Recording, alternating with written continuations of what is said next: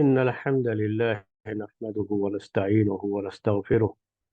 ونعوذ بالله من شرور أنفسنا ومن سيئات أعمالنا. من يهده الله فلا مضل له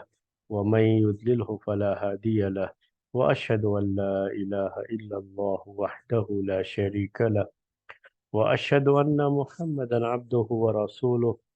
يا أيها الذين آمنوا اتقوا الله حق تقاته ولا تموتن إلا وأنتم مسلمون. يا أيها الناس اتقوا ربكم الذي خلقكم من نفس واحدة وخلق منها زوجها وبث منهما رجالا كثيرا ونساء واتقوا الله الذي تساءلون به والأرحام إن الله كان عليكم رقيبا. يا أيها الذين آمنوا اتقوا الله وقولوا قولا سديدا يصلح لكم أعمالكم ويغفر لكم ذنوبكم ومن يطع الله ورسوله فقد فاز فوزا عظيما. أما بعد فإن خير الحديث كتاب الله وخير الهدي هدي محمد صلى الله عليه وسلم وشر الأمور محدثاتها وكل محدثة بدعة وكل بدعة ضلالة وكل ضلالة في النار. محترم بھائیوں اور معزز خواتین، عمر بن عبدالعزیز رحمۃ اللہ علیہ کے دور خلافت کے تعلق سے بات آپ کے سامنے چل رہی ہے۔ ان کے دور خلافت میں آمدنی کے کیا ذرائع رہے، ایک حکومت کی انکم کس طرح سے ہوتی تھی، اور پھر انکم جو حکومت کی ہے، جو آمدنی ہے، اس کو کس طریقے سے رعایا پر، پبلک پر خرچ کیا جائے، اس سلسلے میں ان کی جو سیاست تھی، اس کے بارے میں باتیں آپ کے سامنے پچھلے درس میں آئی ہیں۔ آج جو بھی حکومت کی آمدنی تھی، انکم ہے حکومت کی، اسے کس طریقے سے خرچ کیا جائے۔ آج کی حکومتیں باقاعدہ بجٹ بناتی ہیں، اور بجٹ بنانے کے ساتھ ساتھ کہاں پر کس طریقے سے خرچ کریں گی اور کس طریقے سے پبلک کو فائدہ پہنچائیں گی، اور غریبوں مسکینوں کا کیسے خیال کریں گی، اور مختلف جو ہوتے ہیں، مختلف جو ہمارے اس ملک میں مختلف قسم کی جو ذاتیں وغیرہ ہیں، اس کے لحاظ سے ان کا کیا خیال ہوگا، ان کے لیے کیا بجٹ الگ سے متعین کیا جائے گا۔ یہ ساری چیزیں لوگ آج کے اس دور میں طے تو کرتے ہیں، یا الیکشن کے موقع پر باتیں تو کرتے ہیں، لیکن اس انداز سے وہ خرچ کرتے ہیں نہیں کرتے، ان کا معاملہ ہوتا ہے۔ عمر بن عبدالعزیز رحمۃ اللہ علیہ کا جو آمدنی ہے حکومت کی، جو انکم ہے، اس کو وہ کس طریقے سے خرچ کیا کرتے تھے، اس کا کیا نظام بنایا تھا انہوں نے، ہم اس کے تعلق سے آج کے اس درس میں پہلے کچھ باتیں رکھیں گے آپ کے سامنے۔ اس کے بعد ان کا عدالتی جو نظام تھا، یعنی کورٹ وغیرہ کا جو سسٹم تھا اس زمانے میں، وہ کس انداز سے ہوتا تھا، اور اس سلسلے میں ان کی کچھ اپنی خاص رائے بھی تھی، اور اس کو فقہی کتابوں میں وہ رائے پیش بھی کی جاتی ہے کہ عمر بن عبدالعزیز رحمۃ اللہ علیہ نے اپنے دور خلافت میں جو بھی جج کے تعلق سے، یا جو ہے ججمنٹ کے تعلق سے جو بھی انہوں نے باتیں، جو ہدایات اس زمانے میں اپنے ججوں کو دی تھیں، اس کی تفصیلات موجود ہیں کتابوں میں، یعنی فقہی کتابوں میں، کیونکہ آج تک اس کو باقاعدہ فقہی مسئلے کے طور پر پیش کیا جاتا ہے، تو وہ باتیں انشاءاللہ آج کے اس درس میں آپ کے سامنے رکھیں گے۔ تو ہماری شروعات ہوتی ہے آج کے اس درس کی کہ عمر بن عبدالعزیز رحمۃ اللہ علیہ کے دور خلافت میں جو بھی انکم تھی، حکومت کی جو انکم تھی، اس انکم کو وہ پبلک پر کس انداز سے خرچ کرتے تھے۔ تو سب سے پہلی بات یہ تھی کہ کوئی بھی جو ہے، چونکہ ایک اسلامی حکومت کی انکم کا ایک ذریعہ جو ہوتا ہے، وہ بیت المال ہے۔ بیت المال میں زکوٰۃ کا پیسہ بھی آتا ہے، تو زکوٰۃ بیت المال میں چونکہ زکوٰۃ کا پیسہ آتا ہے، تو زکوٰۃ کے مصارف یعنی زکوٰۃ کا مال کہاں خرچ کرنا ہے، اس کی پوری رعایت ہونی چاہیے۔ اور یہ آپ سمجھتے ہیں کہ اسی لحاظ سے کبھی بھی اسلامی حکومت اپنا جو بھی بجٹ بنائے گی یا جہاں اسے خرچ کرنا ہے تو یہ ضرور دیکھنا پڑے گا کہ جو زکوٰۃ کی رقم آئی ہوئی ہے، زکوٰۃ کی یہ رقم جہاں پر خرچ کرنے کا سرکاری حکم ہے، یعنی اللہ تبارک و تعالیٰ کا حکم ہے، وہیں پر وہ خرچ کی جائے گی، اس کو دوسرے مدوں میں خرچ نہیں کیا جا سکتا۔ یہ زکوٰۃ کا ایک بڑا اہم مسئلہ ہے۔ تو زکوٰۃ میں چونکہ فقراء اور مساکین کا سب سے پہلا حق ہوتا ہے، جو قرآن میں اللہ تبارک و تعالیٰ نے ذکر فرمایا ہے،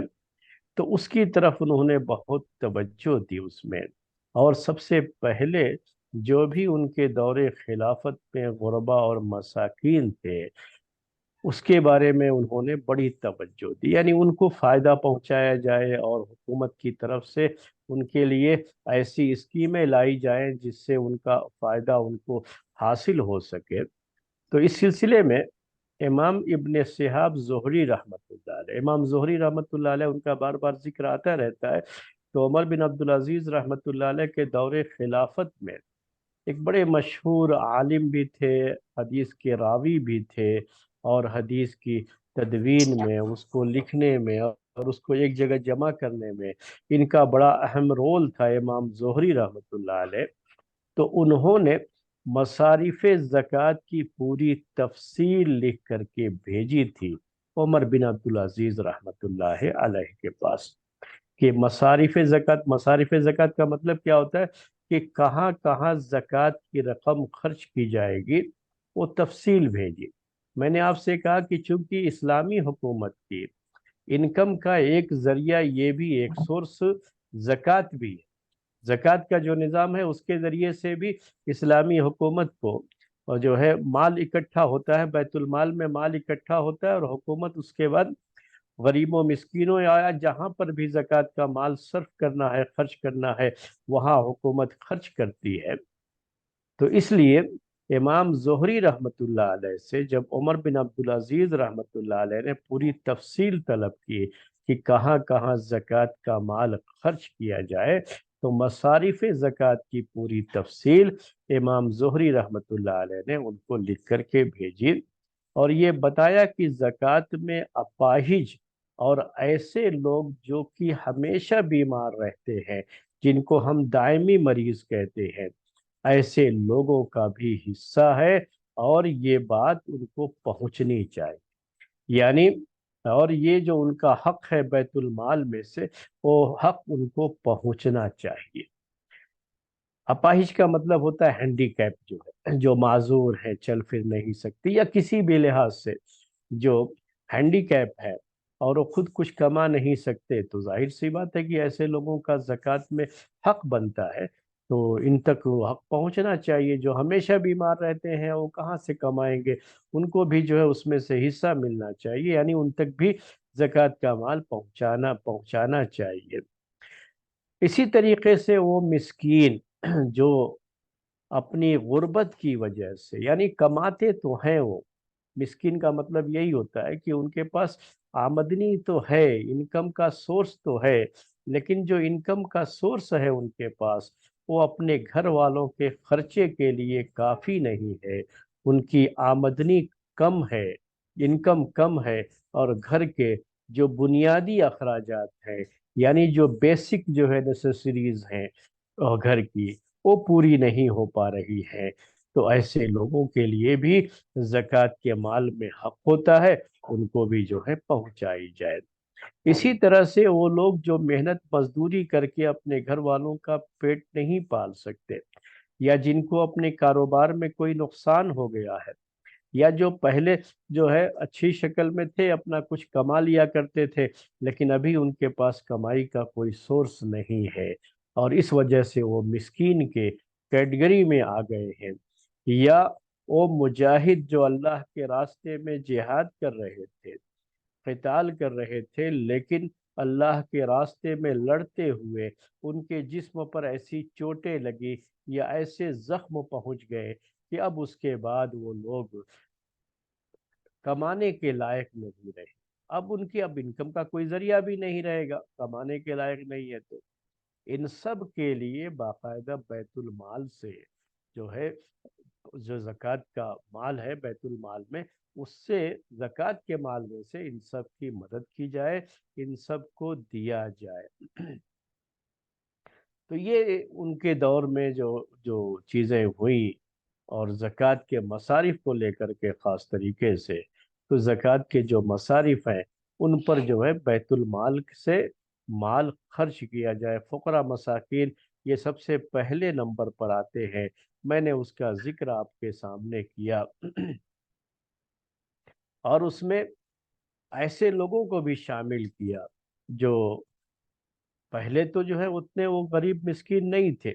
لیکن کسی وجہ سے ان کو کوئی پریشانی لاحق ہو گئی، ان کی تجارت پہ کوئی فرق پڑ گیا، اب وہ تجارت ان کی نہیں چل رہی ہے، کبھی دیوالیہ ہو جاتا ہے آدمی، کبھی کیا ہے جو کام کر رہے تھے وہ کام ان کو نہیں ملا، حالانکہ ان کے پاس ہنر ہے لیکن کام نہیں مل رہا ہے، کوئی بھی ایسی شکل ہو جائے، تو ان سب کے لیے انہوں نے باقاعدہ اس کا انتظام کیا، اتنا انتظام کیا کہ انہوں نے بیت المال سے اندھے لوگوں کے لیے، اسی طرح سے جن کو فالج کا اٹیک ہو جاتا ہے، فالج کا اٹیک مطلب ہاتھ کام نہیں کر رہا ہے، پیر کام نہیں کر رہا ہے، دماغ کام نہیں کر رہا ہے، جسے آج کی زبان میں آپ ایک خاص لفظ استعمال کرتے ہیں وہ جو ہے انگلش میں، تو کسی کو یہ اٹیک آ جاتا ہے، جیسے ہارٹ اٹیک آتا ہے ویسے ہی جسم پر فالج کا بھی اٹیک ہوتا ہے، تو ایسے لوگ بھی کوئی کام نہیں کر سکتے، ان کی بھی پریشانی ہوتی ہے۔ اور جو آدمی بھی مسجد تک آ کر کے نماز نہیں ادا کر سکتا، اتنی مجبوری ہے، مطلب یہ کہ وہ بھی پریشان، وہ چل پھر نہیں سکتا اتنا، تو کما نہیں سکتا، ان سب کے لیے انہوں نے بیت المال سے وظیفے مقرر کر دیے۔ صرف وظیفے ہی نہیں مقرر کیے، بلکہ یہ تک بھی اس میں طے کر لیا کہ ہر نابینا کے لیے، نابینا کا مطلب ہوتا ہے آنکھ کے جو اندھے ہیں، بلائنڈ جسے آپ کہتے ہیں، تو یہ جو ہے ان کے لیے وظیفہ تو ہے ہی، وظیفے کے ساتھ ساتھ انہوں نے ایک خادم بھی مقرر کر دیا کہ یہ خادم ان کی خدمت کرے گا، ان کو کہیں جانا ہے تو ہاتھ پکڑ کر کے لے کے جائے گا، کیونکہ ان کو ضرورت پڑ جاتی ہے ان چیزوں کی، تو وہ سب جو ہے انہوں نے انتظام کیا، اور یہ خط لکھ کر کے اپنے گورنروں کے پاس بھیجا کہ جہاں کہیں بھی کوئی یتیم بچہ ہے، کوئی بھی غریب ہے، تو یہ یاد رکھ لو کہ ہر 5 یتیم بچے پر ایک خادم مقرر کر دیا جائے، ہر جو ہے یہ 5 یتیم بچوں کی دیکھ بھال کے لیے بیت المال سے ہی ایک خادم مقرر کر دیے جائے، ایک سرونٹ جسے آج کی زبان میں آپ کہتے ہیں، اور جو ان کی پوری ضرورتیں دیکھے، اس کا خیال کرے، اور برابر طریقے سے ان کو جا کر کے وہ مال پہنچائے، ان کی ضرورت کا جو مال ہے وہ ان تک پہنچائے۔ ایک اور مسئلہ کبھی ہو جاتا ہے کہ آدمی کسی سے قرضہ لے لیتا ہے اور مقروض ہو گیا، قرضہ لینے کے بعد بہت پریشانی ہو گئی ہے اس کو، تو ایسے لوگوں کے بارے میں بھی یہ بات لکھی گئی کہ زکوٰۃ کے جو مصارف ہیں ان میں سے ایسے مقروض جو اپنی بیسک نیسیسریز کے لیے انہیں قرضہ لینا پڑا ہے، تو وہ قرضوں کے بوجھ تلے دبے ہوئے ہیں، انہوں نے گورنروں کو خط لکھا کہ جو مقروض ہو گئے ہیں، یہ بیسک جو ضرورتیں ہوتی ہیں انسان کی، بنیادی ضرورتیں، اس کی قرضے کی بات ہو رہی ہے، تو اس کے لیے بھی چونکہ وہ بھی غریب مسکین کے ہی کیٹگری میں آتے ہیں، تو ان کے بھی قرضے ادا کرنے کے لیے بیت المال سے انہوں نے اپنے گورنروں کے پاس اس کا بھی خط لکھا۔ اور بھی جو ہے جتنے بھی زکوٰۃ کے جو مصارف تھے اس کے تعلق سے جو ہے انہوں نے باتیں لوگوں کو لکھی۔ ایک قیدی کا مسئلہ بھی اس میں آتا ہے، قیدیوں کا خرچہ۔ اب جو آدمی قید ہو گیا ہے جیل میں، تو اب ایسا نہیں کہ جیل میں جو آدمی ہے تو ایک تو پہلے سے اس کو سزا ملی ہوئی ہے جیل میں جانے کی، اب دوسرا مسئلہ یہ کہ اب اس کو وہاں پہ صحیح سے کھانا نہ ملے، کپڑا نہ ملے، اور نماز کا اس کو موقع نہ ملے، بعض ऐसे मुजरिम होते हैं, क्रिमिनल होते हैं, जिनका हाथ पैर बेड़ियों से जकड़ दिया जाता है। तो कहा कि उन्होंने कि अगर कोई बहुत ही बड़ा मुजरिम भी हो, क्रिमिनल हो, तब भी इस बात का पूरा ख्याल किया जाए कि वो नमाज अपने टाइम पर सही तरीके से वो अदा कर सके। तो या तो उसकी बेड़ियां खोल दी जाए नमाज के टाइम में, या बेड़ी इस तरीके से बांधी जाए कि उनको नमाज पढ़ने में कोई परेशानी ना हो। और ये भी लिखा कि उनके खाने पीने का इंतजाम भी बैतुल माल से किया जाए।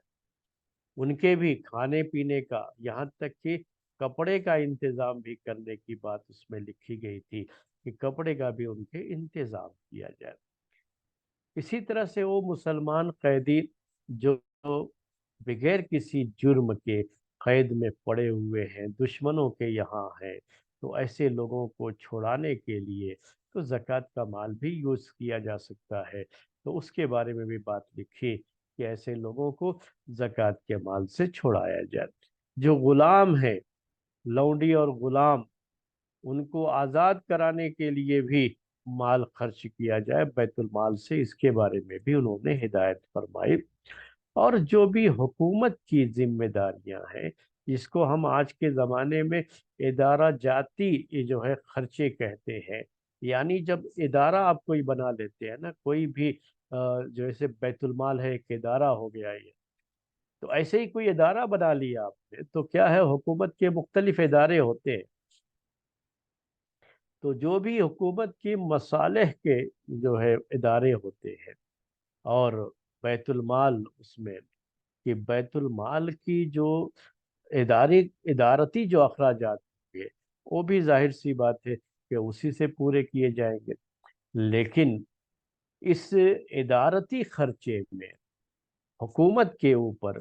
कोई इजाफी बोझ ना आए। तो जो रॉयल फैमिली के लोग हैं, या जो गवर्नर वगैरह वो मुतय्यन करते थे मुख्तलिफ जगहों पर, तो उनको कुछ खास जो फैसिलिटीज दी जाती थी, आज की जबान उर्दू में हम उसको खुसूसी मुराआत कहते हैं, स्पेशल फैसिलिटीज इंग्लिश में आप कहते हैं। हर जमाने में होता है, अभी हमारे यहाँ जो एमपी एमएलए वगैरह होते हैं, तो उनको बहुत सारी फैसिलिटीज दी जाती हैं। उनके लिए गाड़ियां हैं, उनके लिए जो है बाकायदा बंगला होता है वहाँ रहने के लिए, उनके सारे खर्चों की जिम्मेदारी, उनकी बिल की अदायगी, उनके फ़ोन के बिल की अदायगी, ये तो बहुत सारी जो है उनको खुसूसी मुराआत उर्दू में कहते हैं, यानी स्पेशल जो फैसिलिटीज, इसको उन्होंने ख़त्म कर दिया। कि इसकी वजह से हुकूमत पर खामखा का बोझ होता है। जब हुकूमत इन सब के अखराजात बर्दाश्त करती है, इनको ये फैसिलिटीज देने में बहुत अच्छा खासा बजट उसी में चला जाता है, तो उन्होंने जो भी इस तरह के खर्चे थे वो सब बंद कर दिया, ख़त्म कर दिया। कहा कि हम नहीं, बस जो ज़रूरी अखराजात की बात है, जो स्पेशल फैसिलिटीज़ जो थी हुकूमती लोगों के लिए या हुकूमती इदारों के अंदर, उन सब को ख़त्म कर दिया जाए। और सबसे पहले उन्होंने उसकी शुरुआत अपने आप से की थी। पहले मैंने आपको बताया था, तो उसकी तरफ फिर से इशारा कर देता हूँ कि जो भी खलीफा बनता था, तो उसके लिए ख़ास तरह की सवारी का इंतज़ाम होता था, और भी दूसरी फैसिलिटीज़ उसको दी जाती थी। इन्होंने ये सारी चीज़ें पहले अपने पास से ख़त्म कर दी। कहा कि अब मुझे जो है ये सब चीज़ें नहीं इस्तेमाल कर, जो पहले वो इस्तेमाल करते थे, यानी खलीफा बनने से पहले उनके पास जो खच्चर था, वो उनकी सवारी थी, वही सवारी वो इस्तेमाल करते रहे। और जो खास सहूलतें खलीफा को मिलती थी या लोग करते थे, अपने लिए इस्तेमाल करते थे, उन्होंने सब जो है अपने से वापस करके सब हुकूमत के, या कहिए कि जो है सरकारी खजाने के अंदर उन सब को जो है जमा करवा दिया। सारी चीजें उन्होंने कर दी। तो उसकी शुरुआत उन्होंने अपने घर से की थी, और अपनी जात से की थी। उसके बाद दूसरे लोगों से भी ये खर्चा उन्होंने खत्म कर दिया। तो ये इससे काफी बचत हो जाती है, और इससे पब्लिक का फायदा होता है। आज के जमाने में भी अगर आप जो है उसके बारे में सोचेंगे, تو ہماری جو حکومتیں ہوتی ہیں اس کا اچھا خاصا بجٹ تو اسی میں چلا جاتا ہے، اس طرح کی فیسلٹیز دینے میں چلا جاتا ہے۔ اگر یہ بھی ایک عام انسان کی طرح سے رہنا شروع کر دیں، جو خلیفہ ہے، جو حاکم ہے، جو بادشاہ ہے، جہاں بادشاہت ہوتی ہے وہاں کنگڈم جہاں ہے وہاں کے کنگ، اور جہاں پر یہ جمہوری حکومتیں ہیں وہاں کے ایم پیز، وہاں کے جو ہے سی ایم پی ایم جو بھی آپ کہہ لیں، یا پریسیڈنٹ، ان کو جو فیسلٹیز دی جاتی ہے اور اس پر جو بہت زیادہ خرچے ہوتے ہیں اس کو کم کیا جا سکتا ہے، اور اس طریقے سے حکومت کے اوپر دباؤ بھی کم آئے گا خرچے کا، اور پبلک کو فائدہ اس میں زیادہ ہوگا۔ حکومت کی جو انکم ہے اس میں پبلک کو فائدہ زیادہ ہوگا۔ آج کے زمانے کی جو حکومتیں ہیں اس میں زیادہ کیا ہوتا ہے، یہ آپ سب لوگ اچھی طرح سے جانتے ہیں، ہمارے بعض بھائیوں کو اس کا بڑا تجربہ بھی ہے، کہ انکم، حکومت کی انکم کے لیے یہ لوگ جو ہے اتنی زیادہ سختیاں کرتے ہیں، اتنے زیادہ ٹیکس وصول کرتے ہیں، یہ سارے ٹیکس کے پیسے حکومت کے پاس جاتے ہیں۔ پھر اس کا فائدہ کس کو ہوتا ہے؟ سب سے زیادہ تو یہ لوگ خود ہی اس کا فائدہ اٹھاتے ہیں۔ روڈ بنانے کا ٹھیکہ ہوتا ہے تو ٹھیکہ تو کسی کو دلا دیا، اب اس کے بعد وہ اندر سے ظاہر سی بات ہے کہ وہ روڈ کچھ ایسا بنایا جاتا ہے کہ پھر جو ہے 1 سال کے اندر اسے پھر توڑ کے دوبارہ بنایا جائے گا۔ تو وہ ساری چیزیں، سارے پیسے اسی طرح کے کاموں میں خرچ ہوتے رہتے ہیں، یا جو لوگ حکومت میں ہوتے ہیں ان کی فیسلٹیز کے لیے یہ پیسے خرچ ہوتے رہتے ہیں، جو کہ آپ لوگوں کی بڑی گاڑھی کمائی جو ہوتی ہے، بڑی محنت کی کمائی، جو انکم جو ہے آدمی کے پاس آتی ہے، اسی سے جو ہے یہ لوگ جو ٹیکس وصول کرتے ہیں، طرح طرح کے ٹیکس جو وصول کرتے ہیں، وہی سب تو ہوتا ہے، وہی تو حکومت کی آمدنی ہوتی ہے۔ بڑی آمدنی کا ذریعہ تو یہی ہوتا ہے، لیکن پھر اس کا صحیح استعمال نہیں ہو پاتا ہے۔ تو یہ بڑا اس کی وجہ سے ہی لوگوں کو پریشانی ہوتی ہے۔ اگر اس کا صحیح استعمال ہو جائے نا ان پیسوں کا، تو پھر شاید ملک میں کوئی غریب نہیں بچے گا، کوئی مسکین نہیں بچے گا، یہاں تک کہ ان کے لیے بھی کوئی انتظام نہیں ہوتا ہے۔ جو لوگ سروس میں رہتے ہوئے ان کے جو ہے جو پیسے ہوتے ہیں، ان کے جو انکم ہوتی ہے، باقاعدہ اس کا ٹیکس تو پورا پورا لے لیا جاتا ہے، لیکن جب ان کے پاس سروس نہیں رہی تو اب ان کا جب ٹیکس آپ لیتے رہے، تو پھر جب ان کے پاس سروس نہیں ہے، جاب چلی گئی ہو، جاب لیس ہو، تو اس وقت تو پھر آپ کو خیال کرنا چاہیے نا۔ یہ جو اصلاحات کی تھی عمر بن عبدالعزیز رحمۃ اللہ علیہ نے، آج کے دور میں بھی لوگ اس سے فائدہ اٹھا سکتے ہیں، کہ ایسے لوگوں کو دیکھا جائے باقاعدہ، کہ جو پہلے کسی وقت حکومت کو فائدہ پہنچا رہے تھے، اب جاب لیس ہیں، تو ان کے لیے ہم ان کو ویسے چھوڑ دیں تو یہ اچھا نہیں ہے، بلکہ بیت المال سے ان کے لیے انتظام کیا جائے، اور جو بھی بیت المال کے جو انکم جو بیت المال میں آتی ہے اس میں سے ان کے اوپر خرچ کیا جائے۔ ایک بڑا خرچہ جو حکومتوں کا ہوتا ہے وہ ڈیفینس کا بجٹ ہوتا ہے ہر حکومت کے اندر، اس کو ہم لوگ اردو میں کہتے ہیں جنگی اخراجات۔ تو جو جنگی اخراجات تھے، یعنی وہ ڈیفینس کے تعلق سے فوج کا خرچہ، ہتھیار وغیرہ کو خریدنے، اس کی اصلاح کرنے یا اس کو اکٹھا کرنے، دشمن سے مقابلے کی تیاری، وہ ساری چیزیں، تو یہ بھی ایک اچھا خاصا خرچہ ہوتا ہے۔ تو یہ ڈیفینس کے جو خرچہ تھا اس میں بھی انہوں نے بہت کمی کر دی۔ یہ الگ مسئلہ ہے کہ ان کے دور خلافت میں جو اندر کی سوزشیں ہوتی تھیں، جو فتنے تھے، وہ نہیں ہوئے، اور باہر کا جو محاذ ہوتا ہے یعنی دشمن سے مقابلے کا اور فتوحات کا جو سلسلہ ہوتا ہے، وہ تو انہوں نے سرے سے بند ہی کر دیا تھا، اپنی فوجیں واپس بلا لی تھی، اور صرف وہاں کے انتظامات وغیرہ کو صحیح رکھنے کے لیے وہاں فوج قائم رکھی گئی تھی، باقی رکھی گئی تھی۔ تو انہوں نے جو ہے اس میں بھی بہت زیادہ کٹوتی کر دی، یہ خرچے بھی انہوں نے بہت کم کر دیے۔ میں نے پہلے ایک مرتبہ درس میں آپ سے یہ بات کہی تھی کہ بعض مورخین، تاریخ لکھنے والوں نے خلافت بنی امیہ کے زوال کی ایک بڑی وجہ، جو یعنی اس کی حکومت کے ختم ہونے کی ایک بڑی وجہ، عمر بن عبدالعزیز کے دور خلافت کو بتایا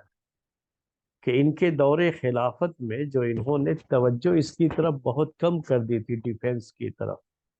اور اس کا خرچہ وغیرہ بھی انہوں نے بہت کم کر دیا تھا،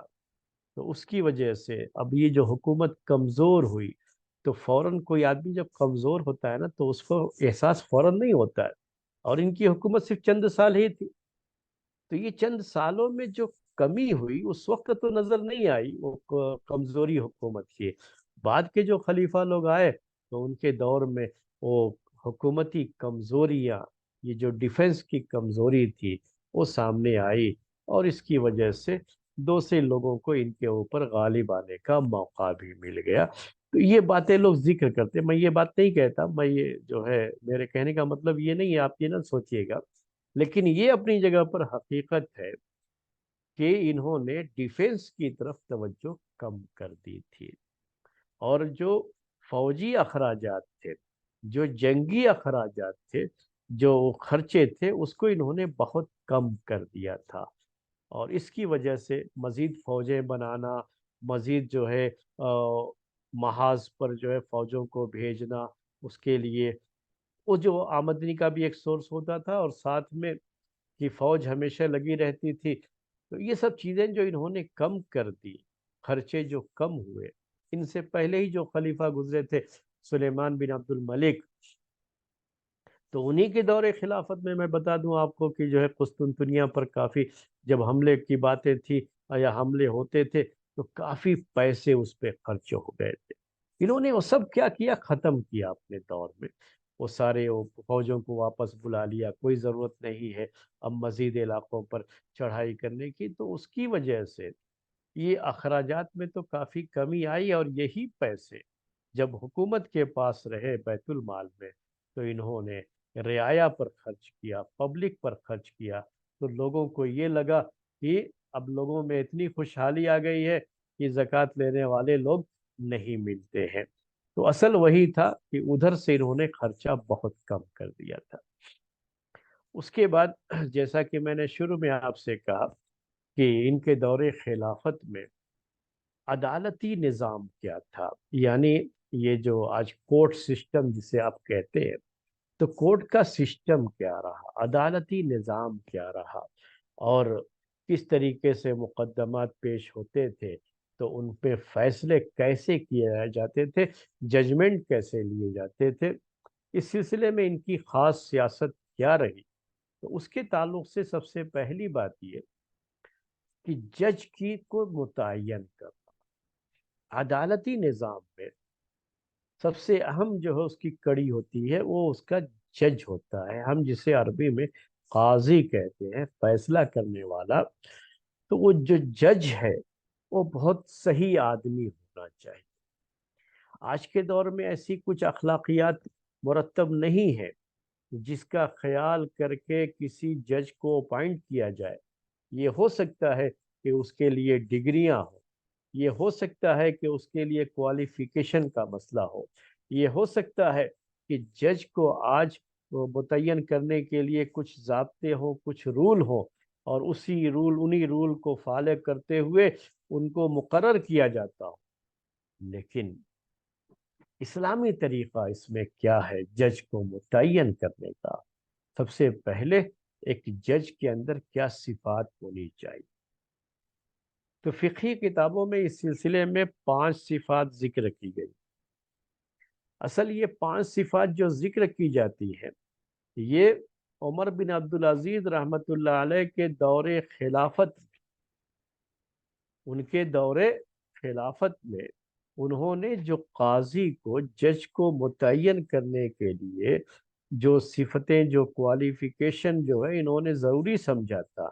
اس کا جو انہوں نے اپنے زمانے میں لوگوں کے سامنے اسے بیان کیا اور اپنی خلافت میں اسے فالو کیا، وہی چیز فقہی کتابوں میں ذکر کی گئی ہے، اور چاروں فقہا کے یہاں، یعنی چاروں امام کہہ لیجئے، یا جو فقہی 4 مذاہب ہیں ان سب کے یہاں جو ہے مشہور جو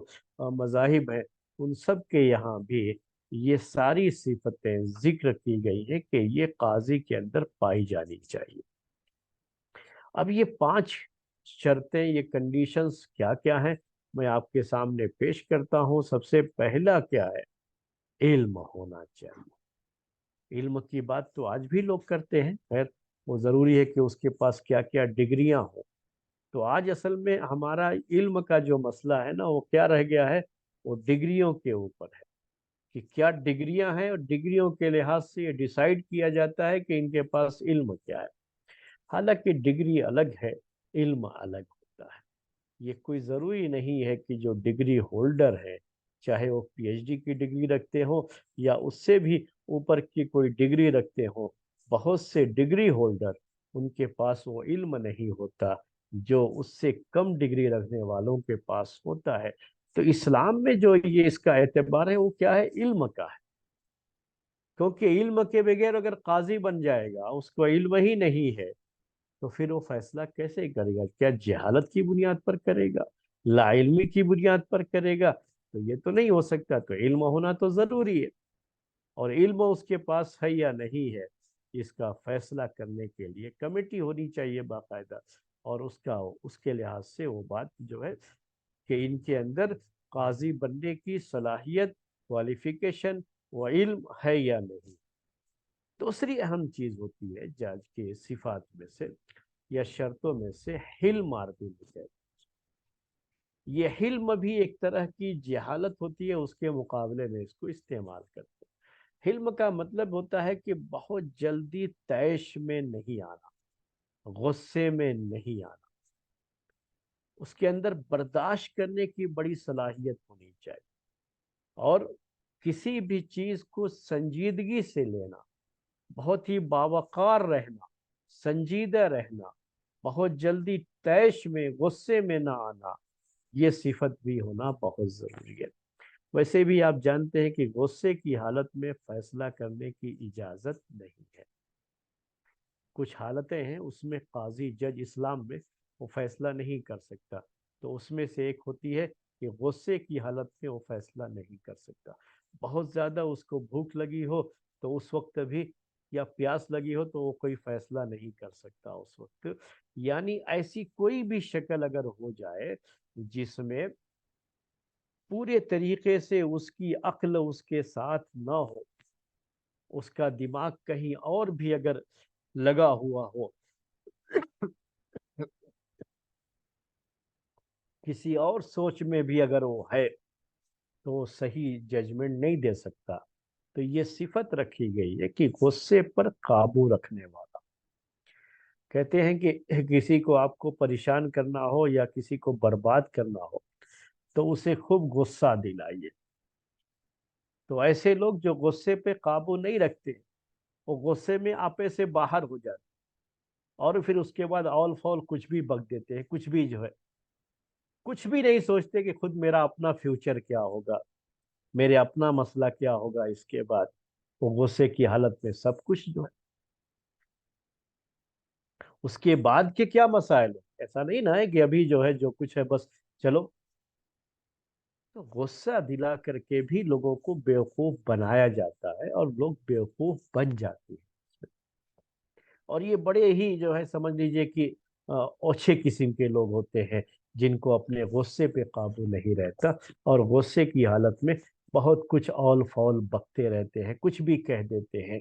اپنے فیوچر کا کوئی خیال نہیں، آگے چل کر کے کیا مسئلہ ہو سکتا ہے، اس کی وجہ سے اور لوگوں کو کیا پریشانیاں ہو سکتی ہے، یا جو ہے لوگوں کی عزت کے کا مسئلہ کیا ہوگا، خود اپنی عزت کا کیا مسئلہ ہوگا، کچھ بھی جو ہے پرواہ نہیں،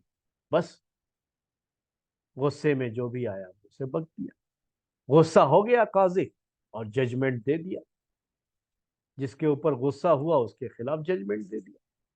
تو یہ چیزیں ہو جاتی ہیں اسلام میں، یہ سب چیزیں نہیں ہیں۔ اور ایک قاضی اور ایک جج کے اندر بھی یہ ضروری ہے کہ وہ اپنے غصے پر قابو رکھنے والا ہو، اس کو حلم کہتے ہیں۔ یہ دوسری صفت تھی اس کی۔ تیسری یہ ہے کہ عفت اور پاک دامنی کہتے ہیں اس کو۔ اس کا مطلب کیا ہے کہ وہ شخص خود اپنی کیریکٹر کے لحاظ سے، اپنی سیرت کے لحاظ سے، چاہے माली कमजोरियां हों उसकी, जैसे रिश्वत वगैरह लेने का मसला होता है, तो आदमी जो है रिश्वत लेकर के किसी के हक में कोई फैसला दे सकता है। ऐसा हो सकता है ना,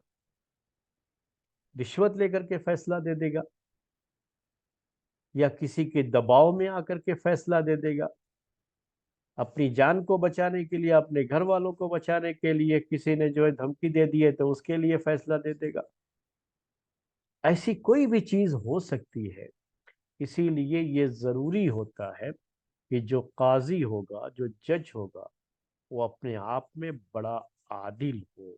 और बड़ा ही जो है जुहदो वरा और तकवे वाला हो। इतना जो है उसके पास तकवा हो, और अल्लाह तबारक व ताला के यहाँ जवाबदेही का एहसास हो, कि फैसला करने से पहले वो ये ज़रूर सोचे कि कल क़यामत के दिन मैं पकड़ा जाऊंगा। अगर मैंने आज किसी के हक में फैसला दे दिया, गलत फैसला दे दिया, जानते बूझते मैंने गलत फैसला दे दिया, तो मैं कल क़यामत के दिन पकड़ा जाऊंगा। आज दुनिया में वक्ती तौर पर कुछ फायदा हो सकता है, मुझे रिश्वत मिल गई, मुझे माल मिल गया, या मेरे जो है ओहदे में तरक्की मुझे मिल जाए, बाद में कुछ भी प्रमोशन मिल जाए, कुछ भी चीज हो सकती है दुनिया के लिहाज से, लेकिन उसकी नजर दुनिया पर नहीं, आखिरत पर होनी चाहिए। ऐसा शख्स काजी बन सकता है। और जिसके दिल में अदना सा भी, जर्रा सा भी दुनिया में, दुनिया परस्ती कह लीजिए, या मालो दौलत की हिर्स कह लीजिए, या ओहदे की हिर्स कह लीजिए, या प्रमोशन की हिर्स कह लीजिए, कोई भी थोड़ी सी भी अगर हिर्स है, लालच है, तो फिर वो शख्स जज बनने का अहल नहीं। ये भी जरूरी है बहुत कि वो बड़ा होशियार, इसमें इसी जो मैंने अभी बात आपके सामने पेश की, जोहदो वरा की, तो उसकी एक शक्ल ये भी होती है उसमें, ये बात भी दाखिल होती है उसमें, कि जब आदमी वाकई नेक होगा ना, तो अगर उसको इल्म नहीं है सही से, और वो फैसला नहीं कर पा रहा है इल्म ना होने की वजह से उसमें, और उसको ये पता है कि दूसरे लोगों के पास शायद इल्म होगा इसका, तो खुद कोई फैसला लेने से पहले उसको दूसरों से वो मशवरा कर लेगा। ये उसके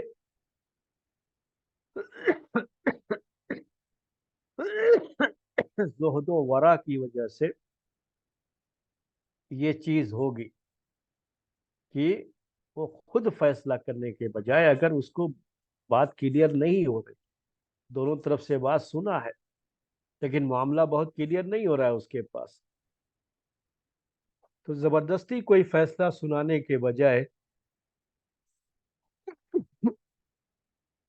अल्हम्दुलिल्लाह, वो ये कोशिश करेगा कि वो क्या करे, कि दूसरों से भी मशवरा करे, जो उससे भी ज्यादा जानने वाले हैं, दूसरे जज हों, दूसरे काजी हों, उनसे भी मशवरा करने के बाद कि इस सिलसिले में क्या किया जाए, वो जरूर जो है मशवरे वगैरह से काम लेगा, और हक बात कहेगा, किसी का, किसी की परवाह नहीं करेगा इसके बारे में। ये बहुत जो है जरूरी चीज होगी उसके लिए।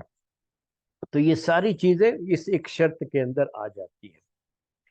एक आखिरी बात, एक काजी को बड़ा होशियार भी होना चाहिए। होशियार, बेदार मगज कहते हैं, यानी हालात को समझने वाला। ऐसा ना हो कि कोई आदमी आए और बड़ा चर्ब जबान है, अपनी बात को बड़े अच्छे अंदाज से पेश करता है, तो उसकी बातों में आकर के दूसरे का हक मारा जाए। तो अक्सर ऐसा होता है कि जो लोग हक पे नहीं होते, बातिल पे होते हैं,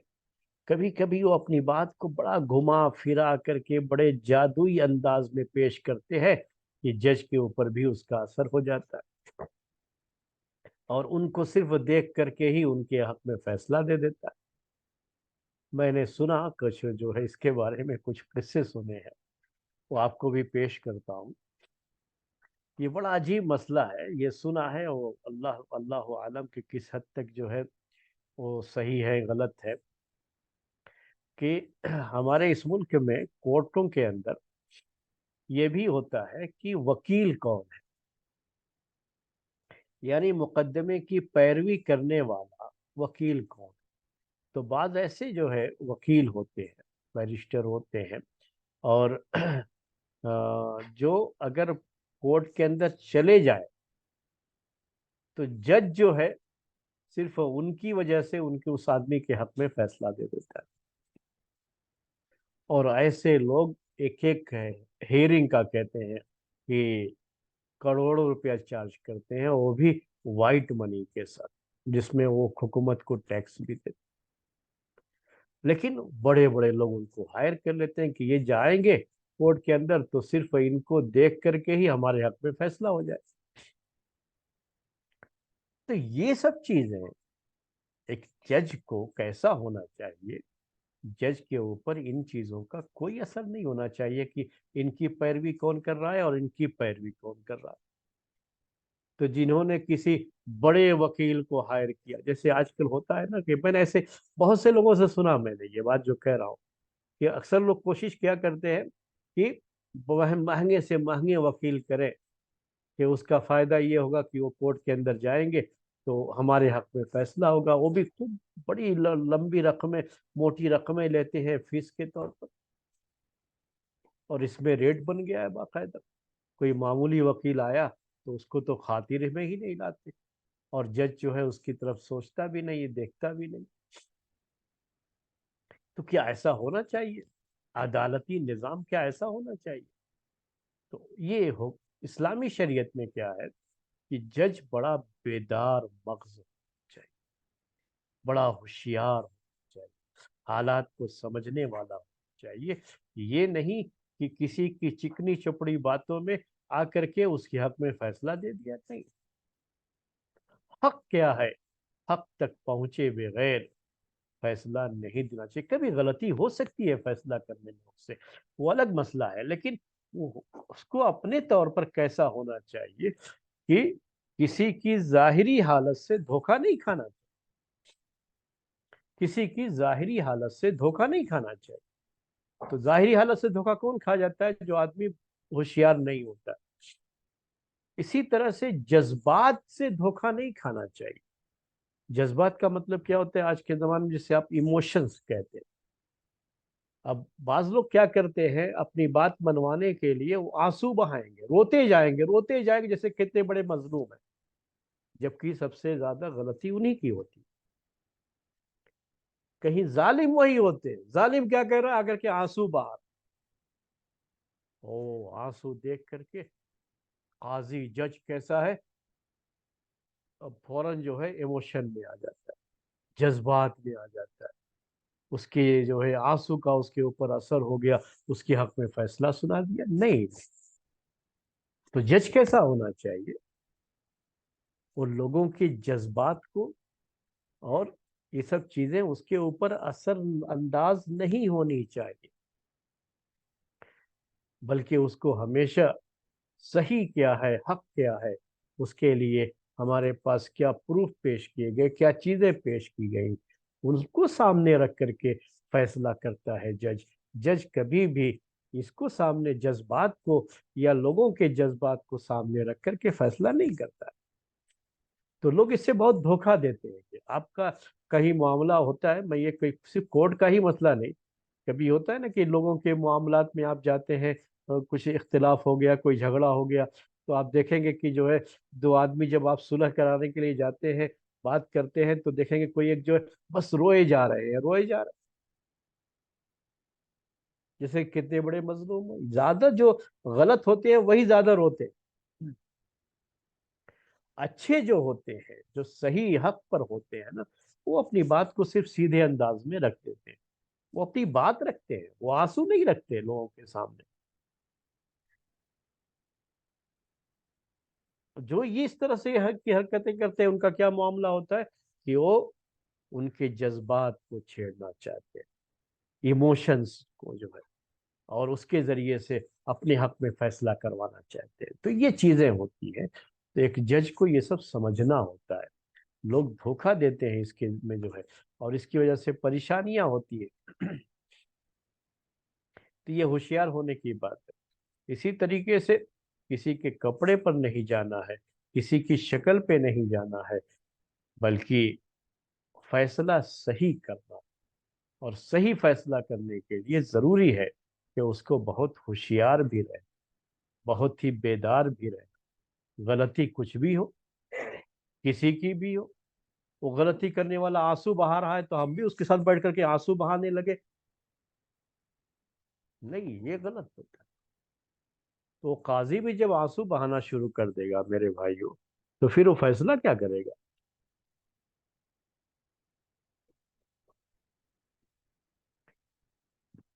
तो ये काजी कैसा होना चाहिए, जज कैसा होना चाहिए, उसकी बात चल रही थी। तो ये भी उसकी एक कंडीशन है उसके लिए, कि बड़ा होशियार रहना चाहिए, ताकि लोगों की जाहिरी हालत पर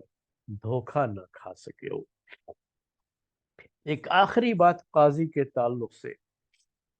कि काजी को कभी भी ये बात भी जहन में रखना चाहिए फैसला करने से पहले, कि अगर उससे माफ करने में गलती हो जाए तो ये गलती ज्यादा जो है काबिल कबूल होगी उस गलती के मुकाबले में जो सजा देने के मामले में हो जाए। यानी किसी सही आदमी को, जो कि क्रिमिनल नहीं था लेकिन उसको गलत तरीके से मामले में फंसाया गया था, तो ऐसे वक्त में ये रहना चाहिए हमेशा कि गलत किसी के हक में फैसला ना चला जाए। अगर किसी गुनहगार को माफ कर दिया, जो वाकई क्रिमिनल था उसे माफ कर दिया, छोड़ दिया, तो ये गलती अगर हो गई है जज से तो ये गलती हल्की है उस गलती के मुकाबले में जो गलती किसी बेगुनाह को सजा दे करके होती। आज भी लोग इसको फॉलो करते हैं, हालांकि उस जमाने में ये बाकायदा जो है इसको एक ये बनाया गया था। मैं उसके बारे में एक रिवायत आपके सामने पेश करता हूँ। एक रिवायत इस सिलसिले में ये है कि उमर बिन अब्दुल अजीज रहमतुल्लाह अलैह फरमाया करते थे, अपने जजों से कहा करते थे कि जहां तक हो सके शुबहात अगर है किसी भी मामले में, जब तुम्हारे पास कोई भी फैसले के लिए मसला आता है, तो अगर कहीं कोई शुबहा पाया जाता है, डाउट, तो आज भी इसको कहते हैं ना कि बेनिफिट ऑफ डाउट, तो ये डाउट की बुनियाद पर आप उसके ऊपर हद जारी मत करो, उसको सजा मत दो। ये बेहतर है, तुम्हारा उसे माफ कर देना ये बेहतर है डाउट की वजह से, कि तुम उसको सजा दे दो जो गुनहगार नहीं है, जो क्रिमिनल नहीं है। इसके बावजूद भी तुमने गलती कर दी फैसले में, और एक बेगुनाह को सजा मिल गई तुम्हारी वजह से, तो उससे बेहतर ये है कि गुनहगार छूट जाए, कोई बात नहीं, आपने माफ कर दिया वो कोई मसला नहीं, लेकिन बेगुनाह को सजा नहीं होनी चाहिए। ये उमर बिन अब्दुल अजीज रहमतुल्लाह अलैह के ताल्लुक से ये बात जिक्र की गई है। मैं आपसे ये कहना चाह रहा था कि आज भी ये चीज पाई जाती है। आज भी आप देखेंगे कि बाकायदा जो है जजों के लिए ये मसला रहता है। उर्दू में हम लोगों ने तो बहुत सुना है, ये उसका आपने भी सुना हो, कि 1000 गुनहगार छूट जाए, इससे बेहतर है, ये बेहतर है इस बात से कि किसी एक बेगुनाह को सजा मिले। किसी बेगुनाह को सजा नहीं मिले, चाहे गुनहगार। तो आज तक लोग उसे फॉलो करते हैं, आज तक भी कोर्टों के अंदर ये चीज चलती है। उमर बिन अब्दुल अजीज रहमतुल्लाह अलैह ने ये भी एक लोगों को, यानी जजों को ये बात भी जो है बता देती, कि वो हमेशा जो है फैसला करने में इतना एहतियात बरतें, इसका ख्याल करें। ये तो बात थी जो है जजों के इसके ताल्लुक से। एक और मसला होता है इसमें, ये कोई कंडीशन की बात नहीं कर रहा हूँ, लेकिन یہ جو عدالتی نظام ہوتا ہے اس کی بات میں آپ کے سامنے کر رہا ہوں۔ عدالتی نظام میں یہ بھی ضروری ہے کہ جب ہم محسوس کریں کہ یہ آدمی نادانی میں، لا علمی میں، علم نہ ہونے کی وجہ سے، یا یہ کہ ایسے علاقے کا تھا جس کی وجہ سے جہاں پر لوگ بڑے اجٹ ٹائپ کے ہوتے ہیں، تو اس لیے اس نے کچھ غلطی کر دیا، غصے میں آ کر کے کچھ ایسا کام کر دیا، تو ان کے ساتھ ذرا نرمی سے پیش آئے جائے، زیادہ سختی ان کے ساتھ نہ دکھائی جائے۔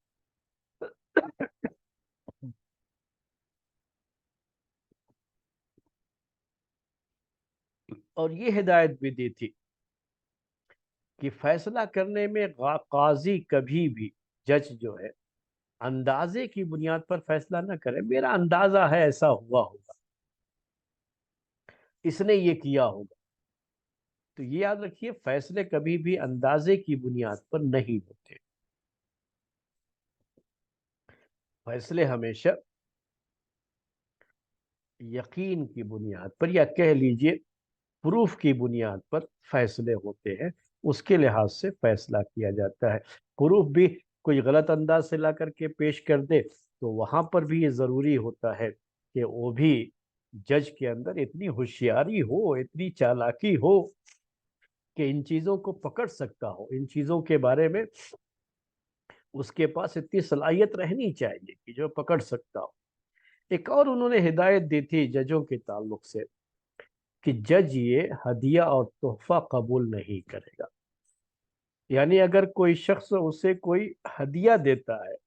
گفٹ دیتا ہے، تو وہ اسے قبول نہیں کرے گا۔ یہ اصل میں اسلامی ضابطہ ہے۔ یہ کہا جاتا ہے کہ جو ججوں کو ہدیے اور تحفے، یہ صرف جج کی بات نہیں ہے، چاہے کوئی بھی حاکم ہو یا کسی ادارے کا کوئی ذمہ دار ہو، کہیں کوئی پرنسپل ہے، یا اور بھی جو کسی بھی ادارے کا جو ذمہ دار ہوتا ہے نا، جس کے ماتحت اس کے انڈر میں کچھ لوگ کام کرتے ہیں، تو ان کو اس کو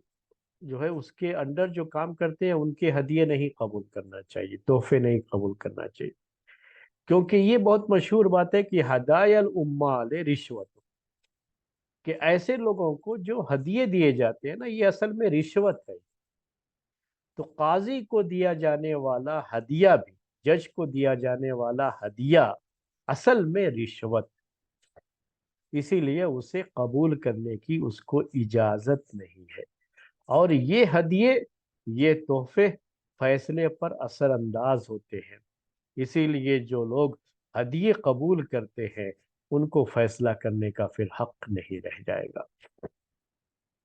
یہ بہت جو ہے اہم چیز ہے، یہ خود شریعت کا حکم ہے۔ یہ عمر بن عبدالعزیز نے شروع کیا، ویسا کچھ مسئلہ نہیں ہے، اسلام میں یہی چیز کہ جب آپ کو کوئی ذمہ داری دے دی گئی ہے، اپنی ذمہ داری آپ ادا کر رہے ہیں، تو اس ذمہ داری میں آپ کے ماتحت لوگوں میں سے اگر کوئی آپ کو ہدیہ دیتا ہے تو آپ اسے قبول نہیں کریں گے، کیونکہ یہ رشوت ہے۔ ہاں، آپ کا کوئی رشتہ دار ہے اور وہ موقع ایسا ہوتا ہے کہ وہاں رشتہ داروں میں آپس میں ہدیے کے تبادلے ہوتے ہیں، یعنی ہدیوں کا لین دین ہوتا ہے، شادی کا موقع ہے، کوئی اور ہے ان کا جو ہے کسی رشتہ دار کا، تو اس رشتہ داری آپ نبھائیں، وہ آپ کے ساتھ رشتہ داری نبھائیں، وہ الگ مسئلہ ہوتا ہے۔ لیکن یہ جو ماتحت لوگ جو دیتے ہیں اور صرف اس بنیاد پر دیتے ہیں کہ آپ جج ہیں، آپ ذمہ دار ہیں، آپ کے دل میں ایک نرم گوشہ یعنی سافٹ کارنر پیدا کرنا چاہتے ہیں، جس کے ذریعے سے وہ اپنے حق میں بعد میں آسانی سے فیصلہ کروا سکتے ہیں، تو ایسے تمام چیزوں کو انہوں نے کیا کیا، یہ دروازے بند ہونے چاہیے۔ یہ لوگ کیا کرتے ہیں عام طریقے سے، نہیں یہ تو ہدیہ ہے نا، وہ تو قبول کرنا جائز ہے۔ کبھی آپ یہ مسئلہ پیش کریں تو لوگ کیا کہہ دیتے ہیں پتہ ہے آپ کو،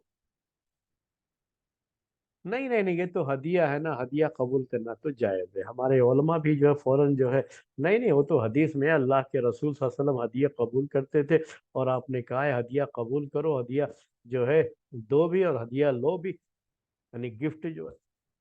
تو یہ تو گفٹ ہے نا، یہ تو جائز نہیں۔ گفٹ اصل یہ جاننا بھی بڑا ضروری ہوتا ہے کہ واقعی گفٹ ہے یا ये रिश्वत है। तो ऐसे लोगों को रिश्वत दी जाती है, गिफ्ट नहीं दिया जाता है। इसीलिए कभी भी उसको लेने से परहेज करना चाहिए। ये चीजें जजमेंट पर असर डालती हैं, यानी जब फैसला करेगा जज ना, तो उस पर यह चीज असर डालेगी, इसीलिए कबूल नहीं करना चाहिए। और बड़ी सख्ती है इस्लाम में इसके बारे में, इस मसले को लेकर के। मैं एक मर्तबा किसी दीनी इदारे में इसके बारे में बहुत सख्त जो है था इस मसले में, तो इसके बारे में कि जो भी जिम्मेदार होते हैं इदारे के अंदर, मदरसों के अंदर भी जो जिम्मेदार है, प्रिंसिपल है, या जो है जो उसके स्टूडेंट के जो गाइड होते हैं, या उनके जो भी जो है सुपरवाइजर वगैरह होते हैं, जिनको हम मुशरिफ कह लेते हैं अरबी में, तो इनको जब स्टूडेंट की तरफ से या उनके घर वालों की तरफ से, उनके माँ बाप की तरफ से कोई भी गिफ्ट मिले, तो उन्हें कबूल नहीं करना चाहिए। क्योंकि जब कबूल कर लेते हैं ना, तो फिर उस स्टूडेंट से चाहे कुछ भी गलती हो, कोई भी मामला हो, सब माफ कर दे, नजरअंदाज कर देते, कुछ नहीं कहते। क्योंकि ये गिफ्ट क्या है, आपके दिल में एक सॉफ्ट कॉर्नर पैदा करता है। उस सॉफ्ट कॉर्नर की वजह से फिर उनकी गलतियों को नजरअंदाज करना शुरू कर देते हैं, जो कि गलत है, ये गलत चीज है। तो ये मेरे भाइयों चंद बातें थी उमर बिन अब्दुल अजीज रहमतुल्लाह अलैह के दौरे खिलाफत में जो अदालती निज़ाम था, उसके ताल्लुक से चंद बातें मैंने आपके सामने पेश की, जो असल में इस्लामी ही चीज़ें हैं, पहले से ये चीज़ें रही हैं। अगर किसी खलीफा के दौर में ना रही हो, तो ये उसकी अपनी ज़ाती गलती हो जाएगी, वरना ये इस्लामी तरीक़ा है। इसी अंदाज से इस्लाम में जज मुकर्रर भी किए जाते हैं, और उसके लिए इन सारी चीज़ों का ख्याल रखना भी बहुत ज़रूरी होता है। उसके फैसले के लिए किस अंदाज से, कैसा माहौल होना चाहिए फैसला करने के वक्त में, कहीं गुस्सा, कोई और चीज़, जल्दबाजी, ऐसी कोई चीज़ जो है नहीं होनी चाहिए। उसके ताल्लुक से मैंने चंद बातें आपके सामने पेश कर दी। आज का दर्स तारीख का यहीं पर ख़त्म करते हैं। सुबहानक अल्लाहुम्मा व बिहम्दिक अशहदु अन ला इलाहा इल्ला अंत अस्तगफिरुका व अतूबु इलैक।